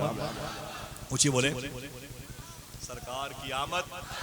अम्मी आमिना फरमाती हैं मेरे पेट में हुजूर आखिर वो रात आ ही गई जिसे रबीउल अव्वल शरीफ की 11 तारीख कहते हैं। रात ने कहा था, अय मेरे मौला अपने हबीब को रात में पैदा करना ताकि दिन के मुकाबले में मेरा लेबल बढ़ जाए। तो दिन ने भी कहा था, मेरे मौला अपने हबीब को रात में नहीं दिन में पैदा करना ताकि मेरा स्टेटस बुलंद हो जाए। अगर दिल कहे तो सुभान अल्लाह कहो। अल्लाह ने दिन और रात दोनों की दुआ कबूल फरमाई। हुजूर ऐसे वक्त में तशरीफ लाए जब रात जा रही थी और दिन आ रही थी, दोनों का दिल रखा गया रहमत इलाही ने। और फिर क्या हुआ? जिस वक्त हुजूर पैदा हुए 4, 20, 26 और 30, 40 के दरमियान जिस वक्त भी हुजूर पैदा हुए, अल्लाह ने उस वक्त को महफूज कर लिया, सेफ कर लिया। किस काम का वक्त मैं बता दूं, डॉक्टर आपसे ये नहीं कहता कि दोपहर में 12 बजे निकलो और 3 किलोमीटर जाओ पैदल, ये नहीं कहता। आपका बीपी नॉर्मल रहेगा, डॉक्टर आपसे ये कहता है सुबह उठो जब मुसलमानों के यहाँ फजर की अजान होती है, अजान से आधा घंटा पहले उठो, 2-3 किलोमीटर पैदल आओगे जाओगे, तुम्हारा शुगर नॉर्मल रहेगा और तुम्हारा बीपी नॉर्मल रहेगा। क्यों? सुभान अल्लाह कहोगे? क्यों कहता है? डॉक्टर जानता है कि इसको मैं उस वक्त उठा के सड़कों पे टहलाऊंगा जिस वक्त मदीने वाले आका मक्के शरीफ में पैदा हुए, जिस वक्त हुजूर पैदा हुए। आज भी अल्लाह ने उस वक्त की हवाओं में शिफा रखी है, आज भी उस वक्त की हवाओं में अल्लाह ने बरकतें रखी हैं। उसी बरकत की निशानियां हैं जो 4, 5, 8 हजार रुपए की कलील तनख्वाहों में उलमा किराम की पेशानियां लिबास चमका। फिर से बोले सरकार की आमद। अम्मी आमिना फरमाती आखिर वो लम्हा, वो घड़ी आ ही गई जब हुजूर के आने का बिगुल बजने वाला था। आप फरमाती हैं डिलीवरी होम में जहाँ माँ बहनें रहती हैं, कोई फूफू भी आ गई, खाला भी आ गई, वो अम्मी भी आ गई, वो सब तसल्ली और ढारस बनाने के लिए दर्द बहुत होता है। माओं को इतना दर्द होता है डिलीवरी में, साइंस कहती है कि एक औरत की डिलीवरी में इतनी तकलीफ औरत को होती है कि अगर वो दर्द 70 मर्दों को बांटा जाए तो ये मर्द मर भी सकते हैं। वही माँ जो बैठी उधर लाठी टेक करके जलसों में आती है, जिस माँ को हम शादियों के बाद भूल जाते हैं। समझे? ये माँ आपको जना था, पैदा किया था ना, इतनी तकलीफ इस माँ को हुई थी, इतनी तकलीफ इस माँ को हुई थी कि अगर उस तकलीफ को साइंस कहती है 70 मर्दों को बांटा जाए तो ये मर्द मर भी सकते हैं। हाथ उठा के वादा करें जिनकी जिनकी माँ जिंदा है, हाथ उठाएं जिनकी माँ जिंदा, उठाएं अपने हाथों को, कह दे अय अल्लाह तेरा शुक्र है, उठाए रखें, अय अल्लाह तेरा शुक्र है। बोले भाई अय अल्लाह तेरा शुक्र है। बोले वादा कीजिए इंशाल्लाह जब कभी भी घर से बाहर जाएंगे तो अपनी माँ का हाथ चूम के जाएंगे इंशाल्लाह। बोले इंशाल्लाह, दिल से बोलो इंशाल्लाह। जिसकी माएँ नहीं हैं उनसे गुजारिश है कि कम से कम एक हफ्ते में एक दिन ही सही कब्रिस्तान पे जाया करो इंशाल्लाह। बोले जिनकी माँ नहीं है जाया करें इंशाल्लाह। चूटियों को 5 रुपए की चीनी लेके जाया करें, 5 रुपए का बिस्किट वहाँ की चिड़ियों को डाल दें, चूटियों को डाल दें। फरमाते हैं सूफी साहब किबला ये चूटियाँ तुम्हारे माँ बाप के लिए मीठी मीठी दुआ करें, कभी खाली हाथ मत जाना। इश्तियाक भाई ये मेरी बहुत पुरानी आदत है, वो हाफिज सलमान भाई जानते हैं। नहीं भाई बहुत, गुलाम गौस भाई मेरी बड़ी पुरानी, मैं कभी भी कब्रिस्तान पे नहीं जाता और इस मामले में मेरे बहुत जानवरों से बड़ी मोहब्बत है मुझको, अल्लाह का शुक्र है। मेरे दिल में मुझे बहुत तकलीफ होती है जब मैं खाना खा लूँ और जानवर कोई भूखा होता है, अल्लाह का लाख लाख शुक्र है। तो वादा करो इंशाल्लाह। सूफी सुल्तान में मालूम क्या फरमाते हैं, हाथ उठाओ तो बताओ ये सूफी साहब फरमाते जिस घर के दरवाजे पर कुत्ते रातों को भूखा सो जाते हैं उस घर की तीसरी चौथी नस्लें भूखी सोएंगी। सुनो मेरी बहनों, जिस घर के दरवाजे पर कुत्ते भूखे सो जाते हैं उस घर की तीसरी चौथी नस्लें भूखी सोएंगी। फरमाते जिस घर के दरवाजे इतने मोटे हों कि फकीरों की सदाएं अंदर न जाने पाएं उस घर के अंदर के बच्चे हमेशा बीमार रहें। वादा करो इंशाल्लाह। कोई फकीर आए तो उसे खिलाओगे, कोई गरीब आए तो खिलाओगे, बहनें गरीब हो तो उनका ख्याल रखोगे, भाई गरीब हो तो उसका ख्याल रखोगे इंशाल्लाह। बोले दिल से बोले इंशाल्लाह। उसका मजहब न देखना, बस यही देखना इसने हुजूर की तौहीन तो नहीं की है। हाँ, उसे भूखा मरते हुए देखोगे तो सवाल दुश्मनी अहमद पे शिद्दत कीजिए। कोई भी किसी भी धर्म का हो, मजहब का हो, भूखा है तो उसे खिलाओ इंशाल्लाह। हुजूर के आने का मकसद, हुजूर की अम्मी फरमाती हैं कि डिलीवरी का वक्त है हुजूर के। अब आप क्या लगाएंगे नारा? सरकार की आमद। बोले सरकार की आमद। अम्मी आमिना फरमाती मैं बैठी हुई थी और हुजूर तशरीफ लाने वाले थे। मेरे सामने मेरी 4-5 सहेलियां बैठी थी। एक का नाम था हजरत शिफा। क्या नाम था? ये अब्दुर्रहमान बिन औफ की मां है। हजरत शिफा नाम था। उनके बगल में एक लड़की बैठी थी, उसका नाम था हजरत सोएबा, जिसको कभी कभी सोबिया भी कहा जाता है। सोएबा क्या नाम था? सोएबा। बोले बोले बोले भाई भाई भाई भाई, क्या नाम था? सोएबा। शिफा के बगल में जो बैठी थी क्या नाम था? सोएबा। उनके बगल में एक औरत बैठी थी, लड़की थी, सहेली अम्मी आमिना की, उसका नाम था उम्मे ऐमन। फिर से बोलो। अब सुनो ये कौन है?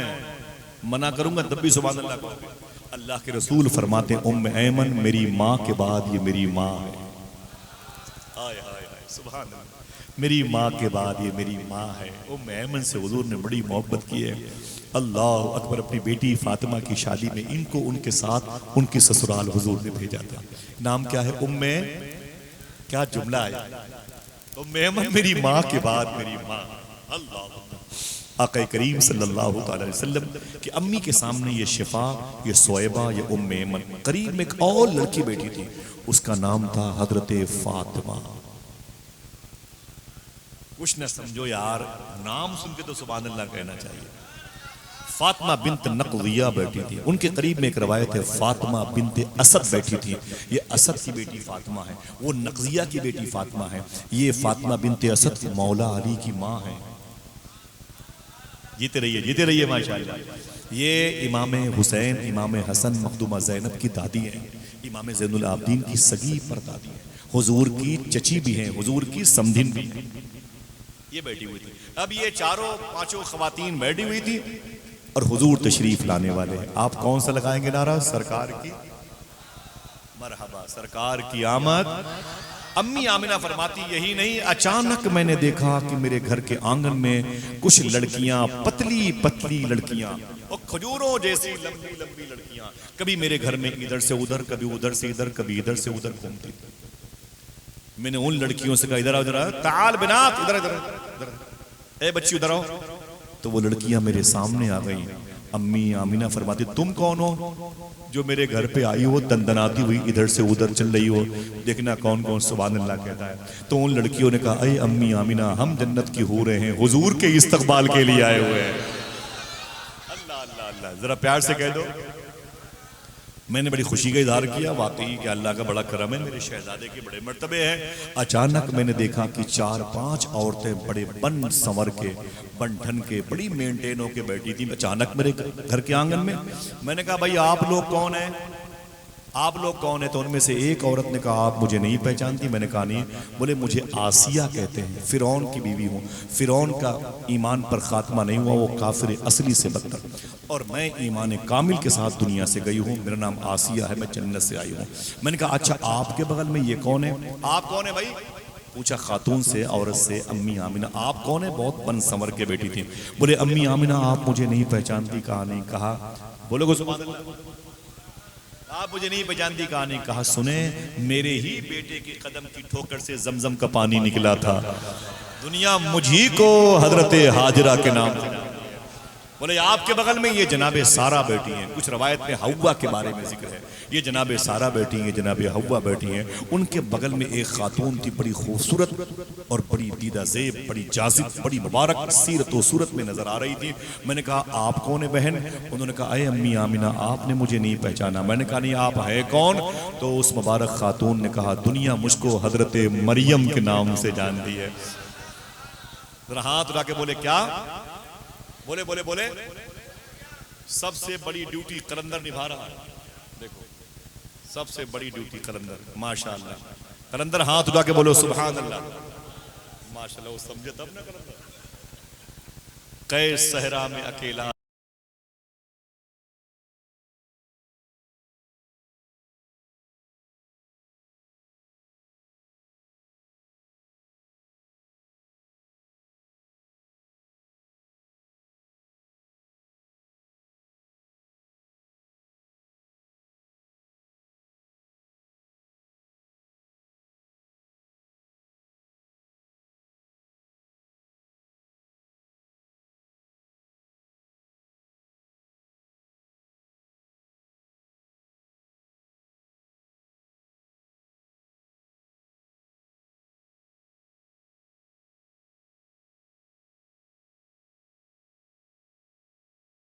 है मुझे जाने दो, खूब गुजरेगी जो मिल बैठेंगे दीवाने। कितनी जिम्मेदारी से है ये, पूरा जलसा उसी के अंडर में है। वो चाहे तो इसे पटरा बना दे और चाहे तो इस जलसे को आसमान पर उड़ा, खाली उसे दौड़ के यहाँ आना है बस, सबको यहाँ से दौड़ के चले जाना है। हाँ माशाल्लाह कितनी सख्त ड्यूटी निभा रहे हैं। मेरे कुछ भाई भी आए हुए हैं हिंदू मजहब के बैठे हुए हैं माशाल्लाह। हुजूर सारे आलम के लिए रहमत बन के तशरीफ लाए। बोलो बोलो सरकार की आमद। बोलो भाई थक गए आप लोग? ये मत कहना नहीं थके, बोला करो थक गए हैं तो आपकी थकावट दूर करने के लिए फिर हुजूर की बातें। हाँ समझ रहे हैं आप? अम्मी आमिना फरमाती है वो शिफा बैठी थी, वो सोएबा, वो उम्मे ऐमन, वो फातिमा बिनत नखदिया, वो फातिमा बिनत असद, वो लड़कियां पतली पतली। मैंने कहा आप बोले जन्नती हैं, आसमानी हैं, जमीनी नहीं है। आप बोले कि मैं आसिया हूं, आप बोले मैं हाजिरा हूं, आप बोले मैं सारा हूं, आप बोले मैं हजरत मरियम हूं। बोले ओ वो मरियम, वो मरियम जो एक नबी ईसा अलैहिस्सलाम की माँ है। देखना कौन कौन सुभान अल्लाह कहता है। तो जनाबे मरियम कहती है अम्मी आमना अजीब बात है, अरे मैं तो एक नबी की माँ हूं, तू नबियों के सरदार की माँ बनने वाली है। हाय हाय सारे ऊंचों में ऊंचा है, उस ऊंचे से ऊंचा, ताल ठोक के बोला करो, है उस ऊंचे से ऊंचा हमारा नबी, आप उनका नबी है उस ऊंचे से ऊंचा हमारा नबी। अम्मी मरियम की शादी नहीं हुई थी लेकिन औलाद हुई थी। फंस गए? अम्मी मरियम की शादी नहीं हुई लेकिन एक बेटा हुआ था। क्या ऐसा हो सकता है? बगैर शादी के लड़का हो सकता है? जल्दी बोलो भाई, जो सिस्टम है बोलो। नहीं हो सकता, बोलो ना भाई। अल्लाह चाहे तो वो जाए तो बगैर माँ बाप के आदम अलैहिस्सलाम को पैदा करे, वो जाए तो बगैर बाप के ईसा अलैहिस्सलाम को पैदा करे। हम लोग बैठ के खाली खाई नहीं खाएगा यार, पहले मुर्गी की पहले अंडा। वो चाहे तो बगैर मुर्गी के अंडा पैदा कर दे और वो चाहे तो बगैर अंडे की मुर्गी पैदा करे। इन्नल्लाह अला कुल्लि शैइन कदीर, अल्लाह हर चीज पर कुदरत रखता है। वो चाहे तो जमीन को आसमान बना दे, आसमान को जमीन बना दे। जरा प्यार से कह दो सुभान अल्लाह। सूफी साहब फरमाते हैं उसकी कुदरत समझ में आती है। मैंने कैसे? तो कहते हैं कि वो तुम बात करते हो समझ में आती है। इस पर जो बात की ना अंबर भाई सूफी साहब ने, बाप रे बाप, वो घंटों गुफ्तगू रमजान शरीफ के महीने में लोट गया मैं उनके कदमों पे सुभान अल्लाह। बोले बात करते हो तो लोग समझते हैं, ये लोग सुन रहे हैं। बोले सुन कैसे रहे? मैं तो बस यूं जबान हिलाता हूं, आप सुन कैसे रहे? तो कहते हैं अल्लाह हवाओं को हर्फ बना देता, वही तो है जो निजाम हस्ती चला रहा है मेरा खुदा है। कहते हैं कि 8-10 mm की पथरी किसी बहन के बेड में हो तो पूरा खानदान रोता है, ओ 10 mm की पथरी है। वो मालूम है शेख कबीर अहमद रिफाई सरकार की बारगाह के साहिब सज्जादा शेख मुहिब बाबा सरकार को 47 mm की पथरी थी। अभी वो जिनको दिल्ली में सूफी साहब, वो बसरा के बहुत बड़े बुजुर्ग की बारगाह साहिब सज्जादा है, वो पता है अंबर भाई को, हाफिज सलमान साहब को। 47 उनका टिकट सब हो गया था, हम लोगों का भी टिकट था, उनको जाना था दिल्ली में उनके इलाज की खिदमत के लिए। तो अचानक अभी एक हफ्ता पहले फिर उनका वहीं बसरा में ऑपरेशन हुआ। कहने का मतलब सूफी साहब कहते हैं 8-10 mm की पथरी किसी लड़की, किसी बहन, किसी माँ, किसी बुजुर्ग, किसी बच्चे के पेट में होना, पूरा घर रोता है। लेकिन 2.5 किलो का बच्चा माँ के पेट में 9-9 महीने तक मुस्कुराता। बोले ये क्या है? उसकी कुदरत के जलवे नहीं तो और क्या। लोग कहते हैं अल्लाह बच्चे को, जच्चे को, जच्चे को, बच्चे को दोनों सलामत रखे। माँ की मोहब्बत देखो, कभी ये नहीं कहती कि मेरे मुला जच्चा बच्चा दोनों को सलामत रखे। माँ हमेशा यही कहती है अल्लाह बच्चे को सलामत। क्या नर्म तबीयत पाई, दर्जे हसासियत की इंतहा तक पहुंची है ये खातून। अल्लाह अकबर, अल्लाह अकबर। मालूम है आका करीम सल्लल्लाहु अलैहि वसल्लम के सामने ये तमाम तर लड़कियां बैठी हैं, फिर वो हाजरा आ गई, आसिया आ गई, मरियम आ गई। मरियम की शादी नहीं हुई लेकिन लड़का हुआ था। मेरा इमाम कहता है वो कुंवारी पाक मरियम, कुंवारी भी थी और पाक भी थी। अगर कोई लड़की साहिब औलाद हो तो कुंवारी नहीं होगी, और अगर वो कुंवारी हो तो साहिब औलाद, कुंवारी हो साहिब औलाद होगी तो फिर पाक नहीं। मगर मेरे इमाम ने क्या कहा, बड़े करम फजल अजीम मर्तबे की बात है, वो कुंवारी थी, पाक थी मरियम, जिनके यहाँ पर आके जनाब जिब्रील ने फूंक दिया था तो पेट में ईसा अलैहिस्सलाम तशरीफ लाए थे। अल्लाह चाहे तो हो सकता है ना। मेरा इमाम क्या कहता है, देखिए कैसे टर्निंग पॉइंट दिया है। वो कुंवारी पाक मरियम वनफ़ख़्तु फ़ीह का दम है अजब निशान आज़म, मगर आमिना वही सबसे अफजल आया। बोलो हाथों बढ़ा के सरकार की आमद, सरकार की आमद। अम्मी आमिना फरमाती हुजूर के आने का वक्त करीब हुआ चाहता था, अचानक रहमतों के आंचल ने मुझे घेर लिया, अजायबात के पर्दे उठा दिए गए, मेरे घर से जमीन व आसमान की सारी बरकतें नजर आ रही थी। फरमाती है कि मुझे एहसास तक न हुआ, अपने हाथों को उठा के बोलिएगा अस्सलातु वस्सलामु अलैका या रसूलल्लाह, एहसास तक न हुआ और कायनात का मालिक वजह तखलीक कायनात बनके, रसूलों का सरदार बनके मेरे शिकमे मुबारका से जमीन पे तशरीफ लाया और हर तरफ से आवाज आई अस्सलातु वस्सलामु अलैका। फिर से बोले, किसी का हाथ नीचे ना उतरा, ऊपर बोले, फिर से बोले अस्सलातु वस्सलामु अलैका। धूम धूम मच गई। पूरब के जानवर पश्चिम की तरफ भागते और पश्चिम के जानवर पूरब की तरफ भागते, और जब ये दोनों सिमतों के जानवर इकट्ठा होते तो आपस में कहते यार मुबारक हो रसूलों के सरदार तशरीफ लाए।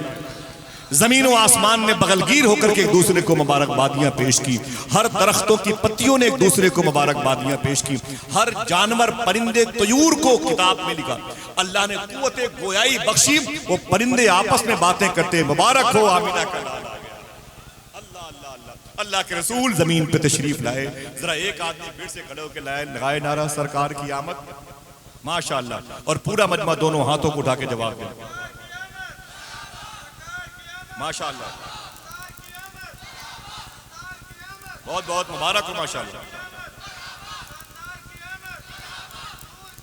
देखिए इश्तियाक भाई क्या बात है, माशाअल्लाह सल्लल्लाहु तआला अलैहि वसल्लम, माशाअल्लाह सुभान अल्लाह। तैयारी करके बैठे, अच्छी बात है, बहुत अच्छी बात है, सुभान अल्लाह सुभान अल्लाह। अल्लाह मेरे भाइयों को सलामत रखे माशाअल्लाह सल्लल्लाहु तआला अलैहि वसल्लम, सुभान अल्लाह, अल्लाहु अकबर, सुभान अल्लाह, सुभान अल्लाह, सुभान अल्लाह, सुभान अल्लाह, सल्लल्लाहु अलैहि वसल्लम। क्या बात,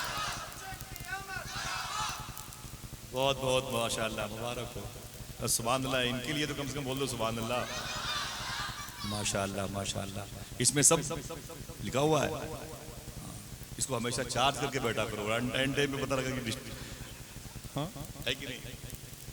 बहुत बहुत मुबारक हो, ये एक हौसला है ना भाई, अच्छी बात है, अच्छी बात है। हुजूर के नाम के अलकाब व आदाब में बरकतें रखी, हर नाम की अलग अलग क्वालिटी है, सिफत है, इसके अंदर खूबियाँ हैं, इन नामों का असर है, इसका फैज़ है। अल्लाह मेरे भाइयों की इस जोहद मुसलसल को कबूल फरमा ले, घर की तरबियत का असर है माशाअल्लाह, सुभान अल्लाह। जरा बोले बोले सुभान अल्लाह। अम्मी आमिना कहती हुजूर तशरीफ लाए, जैसे हुजूर तशरीफ लाए तवज्जो है, वैसे हुजूर ने एक उंगली या दोनों उंगली से, किताब में लिखा, अल्लाह की वहदानियत बयान फरमाई। और सीधे हुजूर सजदे में चले गए और जाकर के ये नहीं कहा कि फातिमा की हिफाजत करना, इमाम हसन पर जहर का असर न होने देना, इमाम हुसैन को मेरे मौला मेरे नवासे को भूखा प्यासा करबला में शहीद न होने देना। ये नहीं कहा। हुजूर ने कहा क्या, अय मेरे मौला मेरी उम्मत की मगफिरत फरमा दे। आपकी बात की, आपसे हुजूर को कितनी मोहब्बत है, आपसे हुजूर मुखातिब है, आपके लिए दुआ करते हैं। हुजूर ने दुआ की सजदे में जाके।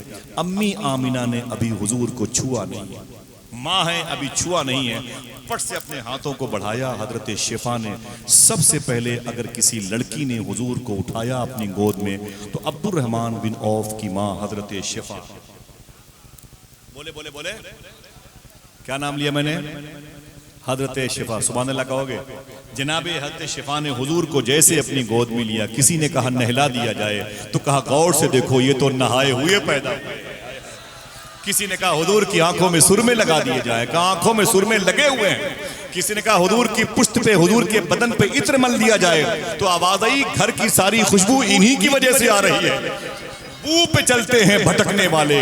और मैं बता दूं, ये मेरी माँ बहनें बैठी हुई हैं, मालूम है जब बच्चा माँ के पेट से जमीन पर आता है तो माँ के नाफ में, नाफ समझ रहे ना भाई, पेट के लिए नाफ है, यहीं पर एक पाइपलाइन लगी होती है, एक पाइपलाइन यहाँ लगी होती है नाफ में, और यही नाफ बच्चे की नाफ में ज्वाइन होती है और उसी पाइपलाइन से माँ के पेट की खुराक बच्चे को मिलती रहती है। समझ रहे हैं आप? उसी पाइपलाइन से माँ के पेट से खुराक बच्चे को मिलती रहती है और बच्चा उसमें परवरिश नशुनुमा की मंजिल से गुजरता रहता है। हुक्मा अतिब्बा डॉक्टर क्या कहते हैं, अगर ये नस, ये पाइपलाइन 2 मिनट के लिए भी लीकेज हो जाए, एक छोटा सा इस पाइपलाइन में कहीं सुराख हो जाए, ये जो ग़िज़ा इधर से आ रही है और बच्चे की नाफ में जा रही है, अगर इसमें एक हल्का सा सुराख हो जाए तो बच्चा 4 या 5 मिनट में तड़प के मर जाएगा। और अगर ये पाइपलाइन हल्की सी मुड़ गई, फोल्ड हो गई, समझ रहे हैं, तो 2 मिनट के अंदर बच्चा अपनी माँ के पेट में मर जाएगा। उसे सांस लेने की सकत नहीं होगी, ताकत नहीं होगी, और बच्चा दम घुटने से अपनी माँ के पेट में मर जाएगा। समझ रहे हैं आप? इस पाइपलाइन के जरिए से बच्चे को खुराक, आबो हवा मिलती है माँ के पेट में। अगर दिल कहे तो अपने हाथों को उठा के सुभान अल्लाह कहना। खुदा की कसम, हुजूर जब पैदा हुए तो हुजूर की नाफ मुबारक पहले से कटी हुई। समझ गए आप? ये अब सूफी साहब की बात सुनो। सूफी साहब कहते हैं, किसी ने कहा कि हम में और हुजूर में क्या फर्क है, तो सूफी साहब कहते हैं हजारों करोड़ों गुना फर्क है। बोले कोई एक फर्क बता दो, तो सूफी सुल्तान में फरमाते हैं हुजूर में और हम में करोड़ों गुना फर्क है। एक फर्क ये भी है कि अगर हम खाना न खाएं तो भूखे मर जाएं, हुजूर खाना न खाएं तो खाना मर जाए। हम अगर पानी न पिए तो प्यासे मर जाएं, हुजूर अगर पानी न पिए तो पानी मर जाए। समझ रहे आप? अब पता चला हुजूर क्या है। मेरा ईमान कहता है हुजूर की बात अलग है, तेरी नस्ले पाक में, जब नस्ले पाक में बच्चा बच्चा नूर है तो जाते पाक में कितना अल्लाह अल्लाह। जरा प्यार से कह दो सुभान अल्लाह। आका करीम को सबसे पहले शिफा ने अपनी गोद में लिया, फिर थोड़ी देर के बाद अम्मी आमिना अभी हुजूर तक नहीं पहुंची, करीब में है, तो आपके बगल में एक लड़की थी सोएबा, उन्होंने पट से हुजूर को उठा के अपनी गोद में ले लिया। जैसे अम्मी सोएबा ने हुजूर को अपनी गोद में लिया, हुजूर के लबहाए मुबारक हल्के हल्के हिल रहे थे। आपको कुछ एहसास हुआ कि शायद दूध शहद की कुछ ज़रूरत महसूस हो, तो आपने मखदूमा सोएबा ने अम्मी आमीना से पहले अपना पिस्तान मुबारक खोला और अपने पिस्तान शरीफ का दूध हुजूर को पेश किया। हुजूर ने सबसे पहले ज़मीन पर अगर किसी का दूध पीना शुरू किया तो मखदूमा सोएबा का। बोलो बोलो बोलो, याद रहेगी ये बातें? नहीं तो कोई बात नहीं, रिकॉर्ड हो रही है बातें। मासूम भाई हमारे बहुत दूर से तशरीफ लाए का चैनल है, और भी बहुत लोग बेचारे बैठे हुए हैं चैनल से, ठीक है, इखलास पर डिपेंड करता है मामला। तो इन बातों को रिवर्स करके सुनिएगा इंशाअल्लाह, ठीक है। क्या पता लोगों को जब इसको सुनेंगे, यार ये छोटी सी बस्ती है, क़यामत की मजलिस करती है, बारिश हर चहार जानिब हो रही है, कहाँ कहाँ नहीं तूफानी बारिश है, लेकिन उसके बावजूद भी ये मुबारक, ये जिला कौन सा? गोंडा जिले में इतनी मुबारक महफिल हो गई। ये आप सब बच्चों के देखें, आप 8-8 साल के बच्चे बेल्ट लगाए बैठे हुए, अल्लाह सब पर करम फरमाए। ये तरबियत का असर होता है, ये तरबियत का असर होता है। अल्लाह के रसूल जब पैदा हुए तो हुजूर के दादा अब्दुल मुत्तलिब खाने काबा का तवाफ कर, जल्दी बात खत्म होने वाली है, अब तो खुश हो जाओ यार, अब तो खुश हो जाओ कि बातें खत्म होने वाली हैं। सुभान अल्लाह बोलो। हुजूर के दादा अब्दुल मुत्तलिब खाने काबा का तवाफ कर रहे थे। अचानक क्या देखा, काबे के जितने बुत थे वो धड़ाधड़ जमीन पे गिरने लगे। तो आप गए बुतों के पास, बोले तुम्हें क्या हो गया, अरे बुतो तुम्हें क्या हो गया। तो उन बुतों ने क्या कहा, अरे अब्दुल मुत्तलिब मुझसे क्या बातें करते हो, घर जाओ उससे बातें करो जो कुछ दिनों के बाद खुदा से बातें करने वाला है। सीधे अपने घर पे आए तो दरवाजा बंद था।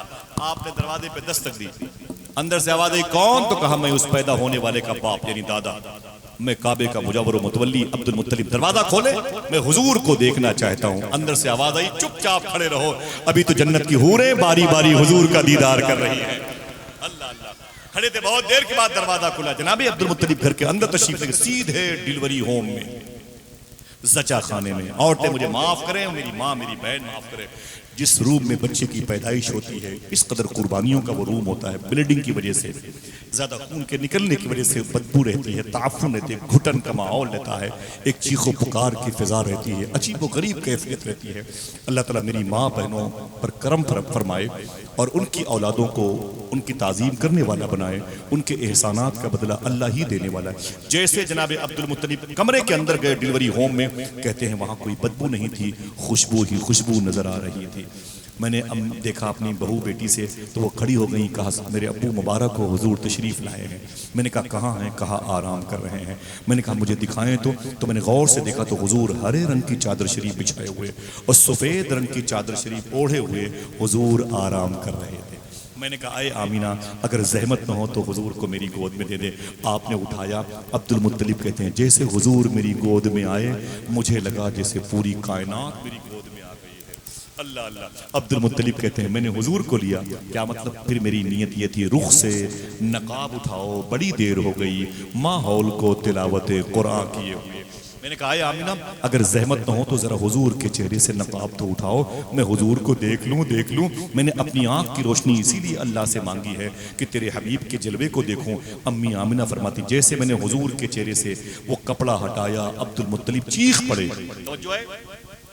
जनाबे अब्दुल मुत्तलिब चीख पड़े और खुदा कसम बोलने लगे कि वल्लाहि लज़ीम, जैसी चमकदार पेशानी मैंने हुजूर की देखी है ऐसी आज तक किसी की नहीं देखी है। फरमाते जैसी आंखें हुजूर की थी ऐसी आंखें मैंने कभी नहीं देखी, जैसे लब हुजूर के वैसे लब मैंने किसी के नहीं देखे, जैसे रुखसार हुजूर के वैसे रुखसार मैंने कभी आज तक नहीं देखे। आवाज आई, देखते भी कैसे, बनाने वाले ने दूसरा मोहम्मद बनाया ही नहीं। क्या कहा आला हजरत के भाई अल्लामा हसन रज़ा बरेलवी ने, ऐसा तुझे खालिक ने तरहदार बनाया, यूसुफ को तेरा तालिबे दीदार बनाया। मैंने कहा आमीना तेरा शहजादा बड़ा प्यारा है, अगर इजाजत दो तो हुजूर को काबे की ज़ियारत करा दूं। काहे की? बोलो भाई, माशाल्लाह बच्चे सोच नहीं रहे। अरे आमीना अगर इजाजत हो तो तेरे बेटे को काबे की ज़ियारत करा दूं। आवाज आई, सुभान अल्लाह कहोगे? आवाज आई, ए अब्दुल मुत्तलिब, क्या आमीना के बेटे को मेरे महबूब को काबे की ज़ियारत कराओगे? काबा खुद मेरे महबूब की ज़ियारत का मुश्ताक। मैंने हुजूर को लिया अपनी गोद में और काबे की तरफ चला गया। इमाम जलालुद्दीन सूती का कौल मुलाहिजा फरमाए कि मैं गया तो वो सफा मरवा पहाड़ी है और उस पहाड़ी का वो सही करने का रास्ता है। कहते हैं कि मैं हुजूर को लेकर के उस पहाड़ी के मिडिल रास्ते से आगे गया और जैसे मैं आगे गया वो काबे का आंगन था, वो काबे का आंगन था। जैसे मैं काबे के आंगन पहुंचा जहां लोग तवाफ करते हैं, इसीलिए उसे मुताफ कहते हैं। जनाबे अब्दुल मुत्तलिब कहते हैं हुजूर मेरी गोद में थे और हुजूर को लेके मैं खाने काबा की तरफ जा रहा था। तवज्जो रहे, सुभान अल्लाह बोलेंगे। कहते हैं खुदा की कसम मेरी समझ में नहीं आ रहा था मैं मोहम्मद को लेके काबे की तरफ जा रहा हूं या काबा मोहम्मद की तरफ आ रहा है। मेरा इमाम कहता है जिसके सजदे को मेहराबे काबा झुके, उन भवों की बोले लताफत पे लाखों सलाम। जब भावों की लताफत का ये आलम है तो फिर हैबत का आलम क्या होगा? तेरे आगे यूं है दबे लचे, फिर ये नौबत आ जाएगी। आका करीम पहुंचे, काबे की दीवारों ने हुजूर का इस्तकबाल किया, गिलाफे काबा ने हुजूर की आमद पर नारे लगाए। बुतों ने कहा आप आ गए, अब मुझे कान पकड़ के इस मुबारक घर से बाहर करने वाले, मेरे वजूद को खत्म करने वाले आप हैं। हर तरफ बहार ही बहार कायम हो गई। 7 दिन तक हुजूर ने अपनी माँ हजरते बीबी आमीना का दूध पिया। कितने बातें खत्म। 7 दिन तक हुजूर ने दूध पिया। फिर 180 किलोमीटर के फासले से वो मुबारक खातून आ गई जिसको हजरत बीबी हलीमा कहा जाता। ये क्यों आई थी? ये हुजूर की माँ का नाम क्या है? अम्मी आमिना। क्या है? अम्मी आमिना। और हलीमा कौन है? इन्होंने हुजूर को अपना दूध पिलाया है। पहले के दौर में होता था सिस्टम, लोग अपने किराए की कोख यानी पिस्तान देते थे। औरतें 2 साल तक बच्चों को दूध पिलाती थी ताकि जिस बच्चे की विलादत हुई उसकी माँ की सेहत ठीक रहे और जो कमजोरी है वो कवर हो जाए, और बच्चा देहात की फिजा में जाए तो वहाँ की आबो हवा में इसकी परवरिश में आसानी हो। तो देहात की औरतें आकर के अमीरों के बच्चे ले जाती थी। तो अम्मी हलीमा भी हुजूर को लेके गई थी। बड़ा लंबा गुफ्तगू, बड़ी लंबी टॉपिक की बात नहीं, 1 से 2 मिनट में गुफ्तगू खत्म। अम्मी हलीमा फरमाती है मैं हुजूर को मैंने लिया और 180 किलोमीटर का सफर मैंने किया और मैंने हुजूर को आगे बिठा के रखा था, आगे बिठा के रखा। अम्मी हलीमा फरमाती हैं कि मैं हुजूर को लेके अपने घर गई। बड़ी गरीब औरत थी अम्मी हलीमा। इनके शौहर का नाम था हारिस, इनकी एक बेटी थी उसका नाम था सीमा। क्या नाम था? माशाल्लाह, फिर से बोले, हजरत सीमा। उनके एक बेटे थे उसका नाम था अब्दुल्ला। क्या नाम था? हजरत अब्दुल्ला। अम्मी हलीमा के बेटे का नाम था अब्दुल्ला और एक बेटी का नाम था सीमा। ये लेके अम्मी हलीमा पहुंची अपने घर पे। तो घर पे कोई खास बिजनेस नहीं थी, कोई खास कारोबार नहीं था। हाँ, इनके आंगन में एक पेड़ था खजूर का, एक खजूर का पेड़ था। वो जब फलता था तो उसी की खजूरें बिकती थी तो दाल नमक चावल घर पे आ जाते। लेकिन कुछ सालों से वो पेड़ खजूर का खुश्क हो गया, मर गया था, उसके अंदर जान बाकी नहीं रही, उसे काटना था। अम्मी हलीमा कहती है हुजूर को लेके जैसे मैं घर के आंगन में पहुंची, देखना फिर कौन कौन सुभान अल्लाह, जैसे मैं हुजूर को लेके काबे के आंगन में पहुंची मैंने क्या देखा? वो मुर्दा पेड़ फिर से हरा हो गया। हाथ उठा के बोलो हो सकता है कि नहीं? बोलो भाई, बड़े बड़ों की तबीयत हरी हो सकती है तो पेड़ क्यों नहीं? वो मुर्दा पेड़ फिर से हरा हो। अम्मी हलीमा कहती है मैंने उसे देखा तो उसके अंदर पत्तियां भी निकल आई। यही नहीं, मैंने गौर से देखा तो उसके अंदर फल भी निकल आए। और यही नहीं, मैंने गौर से देखा तो देखते देखते खजूर भी निकल आई। जिंदाबाद जिंदाबाद। अम्मी हलीमा कहती है मेरे शौहर हारिस सादी मेरे बगल में खड़े थे, कभी कभी वो खजूर को देखते कभी हुजूर को देखते। क्या बात!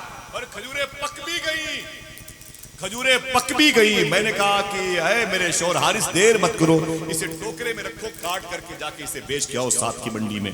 मेरे शौहर ने उन खजूरों को टोकरी में रखा, उसे बेचने के लिए गए। वापस आए तो महीनों महीने का राशन ओ भर भर लाए बोरे में। तो मैंने कहा अपने शौहर से, हलीमा फरमाती ये क्या है?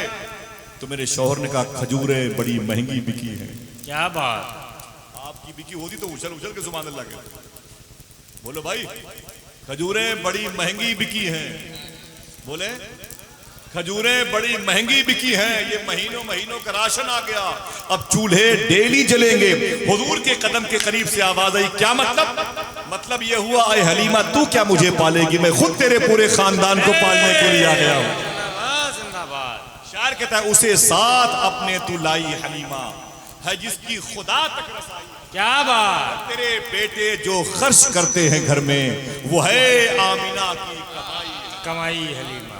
जरा फिर से बोले सरकार की आमद। लेकिन सुने अम्मी हलीमा, उनकी बेटी सीमा, उनके बेटे अब्दुल्ला, उनके शौहर हारिस, 5 लोग, मखदूमा शिफा, उम्मे ऐमन, जनाब फातिमा बिन्त नखदिया, फातिमा बिन्त असद और जनाब सोएबा, आतिका, 3 आतिका नाम की लड़कियां। ये सारी लड़कियां या इनमें कुछ लड़के जिन जिन लोगों ने बचपन में हुजूर की खिदमत की या हुजूर को दूध पिलाया, देखना कौन कौन सुभान अल्लाह, अल्लाह ने सबको ईमान कामिल अता फरमाया। क्या बात! सब या मौला है या सहाबी है या सहाबियां हैं। क्यों इतना बड़ा दर्जा मिला? हुजूर की खिदमत की वजह से। हुजूर की सबको अल्लाह ने सहाबिया बनाया और या मोमिना बनाया। अल्लाह ने सबको बड़े दर्जे अता फरमाए। हुजूर की खिदमत की थी ना भाई। आप भी तो हुजूर की मजलिस में आए हैं, किसी ने कुर्सी लगाई होगी, किसी ने इसको साफ किया होगा, किसी ने कनात बांधे होंगे, किसी ने कुमकुमे बांधे होंगे।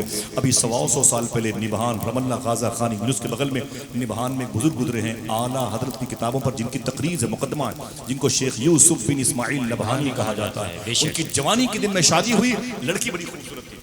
लड़की आपके निकाह में आई तो घर में रहती, बड़ी खिदमत करती, अपने शौहर का बड़े आशिक रसूल थे शेख यूसुफ बिन इस्माइल नबहानी, बड़े आशिक रसूल थे। अल्लाह अकबर। जब बीवी आई घर पे तो बड़ी खिदमत गुजार थी, बड़ी खिदमत की उसने शौहर की। और कुछ सालों के बाद उनकी सहेली से मुलाकात हुई तो सहेली ने उनकी बीवी से कहा तेरी शादी कहाँ हुई मेरी बहन? तो आपने कहा कि एक बुजुर्ग हैं शेख यूसुफ, वो मेरे शौहर है। बोले ये मौलवी यूसुफ? बोले हाँ। बोले तुझे और कोई नहीं मिला? तुझे और कोई नहीं मिला? मेरी बहन ने सुना, तुझे और कोई नहीं मिला तो ये मौलवी मिला। इतनी हसीन थी तू, इतनी हसीन थी तू, अगर तू चाहती तेरी शादी किसी अमीर ज़ादे से होती, अमीर शहर की बीवी, अमीर शहर की बहू बनती, किसी राजकुमार के घर में होती, तू रानी बन के रहे। तूने मौलवी से रिश्ता किया। अरे तुझे एक मौलवी के साथ रह के क्या मिला?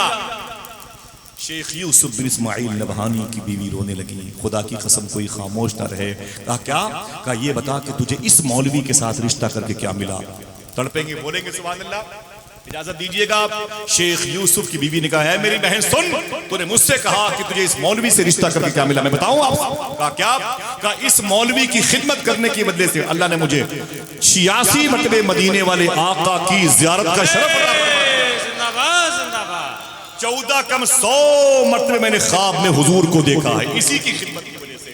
ऐ ज़ौजे यूसुफ, तूने अपने शौहर की खिदमत की, तुझ पर हुजूर का ऐसा करम हुआ, और जिसने हुजूर की खिदमत की उस पर रब का कितना बड़ा करम है। क्या बात, जिंदाबाद। उसके साथ अपने तुलाई हलीमा है जिसकी खुदा तक रसाई हलीमा।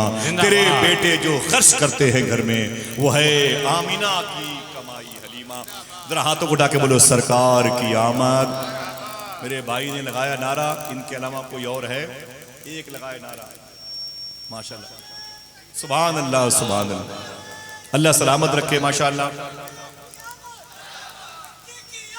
जीते रहिए। जिंदगी में कभी कोई बात शरा के खिलाफ मेरी ज़बान से निकले हो, मैं तौबा करता हूँ, अस्तग़फिरुल्लाह रब्बी मिन कुल्लि ज़ंबि व अतूबु इलैह, ला इलाहा इल्लल्लाहु मुहम्मदुर रसूलुल्लाह सल्लल्लाहु तआला अलैहि वसल्लम।